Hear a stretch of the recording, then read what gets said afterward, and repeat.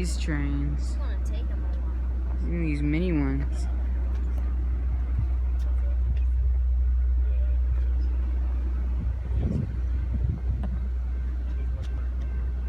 Got a bunch of cool train parts.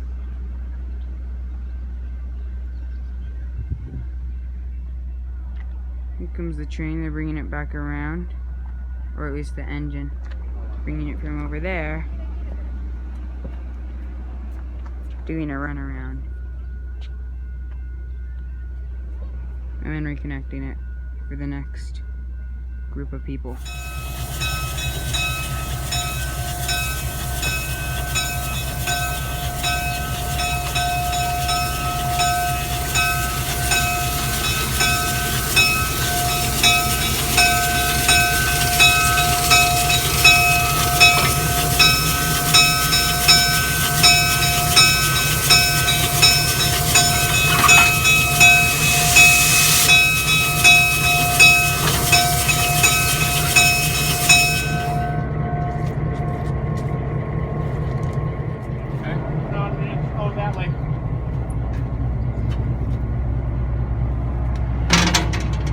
Up in here?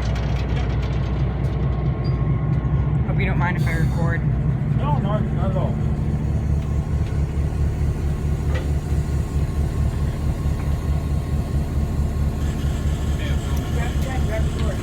Thanks a bunch for this, by the way. Oh, you're sure welcome. Tell you a little bit about this. You can sit in the engineer's seat if you'd like. Sweet. Oh, wow. This engine was built in 1957, and the controls on the engine. This is, of course, your horn cord, and then you've got the throttle right here, and then the engine brake, and the train brake right here, and then this is the reverser, and it acts like a key. If you pull this out, it locks everything up. That's cool. Kind of a safety feature on them. That way, when you have multiple engines hooked together, you can deactivate the controls on this one. Water temperature. This is the battery amp meter. But this engine is a diesel electric, which means that it has a large generator attached to the engine, and then it provides power through big 1-inch cables into each of the traction motors on each axle. And so these gauges over here, there's an amp meter as well as 2 air gauges. And so the amp meter is kind of the load meter as to how many. When we came up the hill, or when we come up this hill, it's about 600 amps when we're pulling the grade.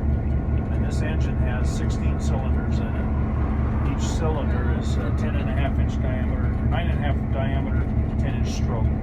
And so it's 567 cubic inches per cylinder.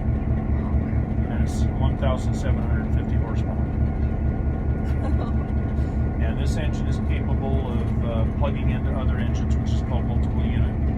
You'll see kind of a round box on the front of the engine that you plug the jumper cable into. And with some of our heavier trains now, we're to the point where we're having to use 2 engines on them. But How fast can this engine could run at, I think its top speed is probably 75. We don't go over 15 though. Yeah. In a lot of ways it's been kind of put out to pasture, but we acquired this engine about 2 years ago from Pan Am Railway back in the Northeast. That's the parent company, what used to be Maine Central and Boston and Maine. So this engine was kind of painted up in honor of the Boston and Maine logo. And it's got a fairly decent paint job on it, so it'll probably stay this way. Eventually, it's going to look like engines that actually ran here, which is real grand. We sure appreciate you showing us around in here. Do you mind if I Ride earlier this morning then? We did, yeah. Yeah, just on that last ride, so. Okay. Yep, we loved it. Beautiful day. That was perfect. Yeah. Yeah. Wonderful. Had a great time. Did you see the water skiers out there? Yeah. Yeah. One guy, I couldn't believe it. He had about 6 feet of air underneath him. Then he turfed it. Yeah, it was fun. We saw the paraglider too. The Yeah. paramotor, I guess. Ultralight, I guess they call them. Yeah. Do you mind if I try the bell? You can't do that. Well, everything Okay. means this engine is a diesel electric, Mm-hmm. which means that it has a large generator attached to the engine, and then it provides power through big 1-inch cables into each of the traction motors on each axle. And so these gauges over here, there's an amp meter as well as 2 air gauges, and so the amp meter is kind of the load meter as to how many. When we came up the hill, or when we come up this hill, it's about 600 amps when we're pulling the grade. And this engine has 16 cylinders in it. Each cylinder is 10.5-inch diameter, or 9.5 diameter, 10-inch stroke. And so it's 567 cubic inches per cylinder. Oh man. And it's 1,750 horsepower. And this engine is capable of plugging into other engines, which is called multiple unit. You'll see kind of a round box on the front of the engine that you plug the jumper cable into. And with some of our heavier trains now, we're to the point where we're having to use 2 engines on them. But we run at, I think its top speed is probably 75. Okay. We don't go over 15 though. Yeah. Walking on the train tread, being a rebel.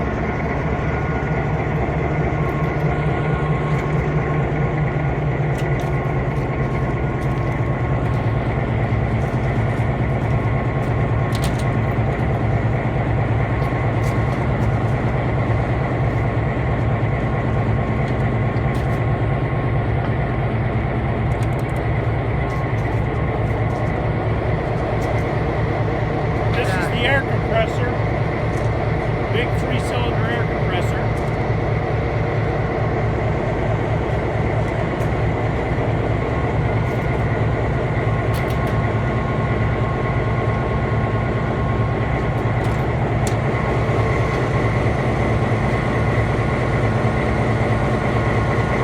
Those are the water pumps for the engine.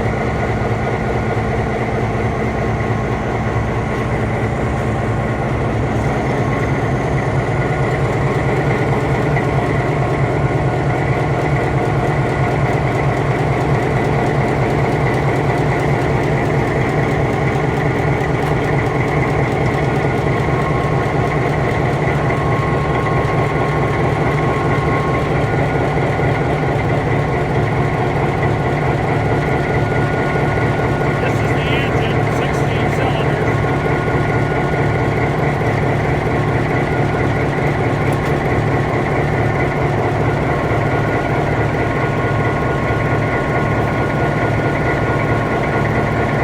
These are the roof blowers or superchargers. And that's the generator right there.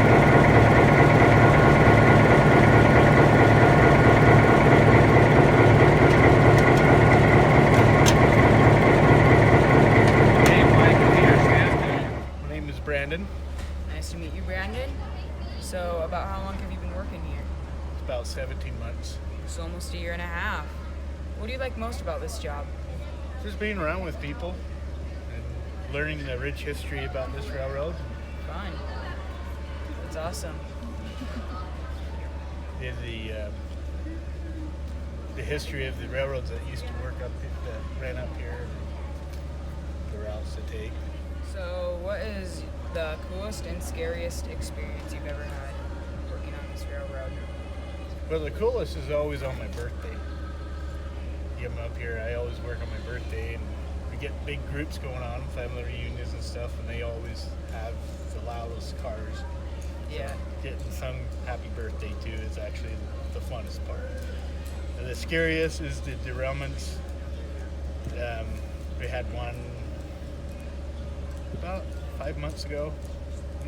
Kind of was the scariest thing because I have to take care of the passengers first, above all, and tend to the injuries and stuff. But other than we made it through safe, so. That's good to hear. So, what is one of the most annoying passengers that you've ever had to deal with? There's a phrase that we call them. We call them foamers. The foamers are the ones that loves trains, but they don't understand the actual function of trains. And they come up and they tell us about how to do our job, and how to do it the right way. We've been doing it for a little while, and other than they tell us, they coming up and ask us like different specifications of the engines or the cars. We had one recently, was asking me about specifics on a horn, which I don't know anything about the horns. The different types of horns and stuff like that every railroad has. So each tone, during the history, each tone of the horns will actually tell people which railroad they're going to be, which trains and stuff like that. So my most annoying is just the foamers. Anything else awesome you'd like to tell us? Other than just enjoy life, travel, have fun, learn the history of the railroads. Basically, the awesome thing that I love to do, be around with people and learn the history. Yeah. And playing it safe is always an awesome thing. Other than that, I'll probably retire from here. So let's meet the conductor, Brandon. Thanks a bunch. No problem. Thanks for joining us. Yeah, thank you.